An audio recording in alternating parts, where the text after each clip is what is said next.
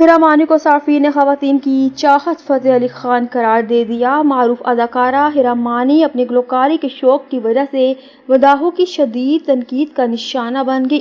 ہیرا مانی میرے پاس تم ہو سمیت کئی ڈراموں میں اداکاری کے جوہر دکھا چکی ہیں۔ انسٹاگرام پر بھی وہ بہت ایکٹیو رہتی ہے اور ان کے انسٹاگرام پر 8.8 ملین فالوورز ہیں۔ حال ہی میں ہیرا مانی نے مرحوم جنید جمشید کے مشہور گانے اعتبار کو گانے کی کوشش کی، جس پر مداحوں نے انہیں آڑے ہاتھوں لے لیا۔ ان کی گلوکاری پر تبصرے کیے جا رہے ہیں۔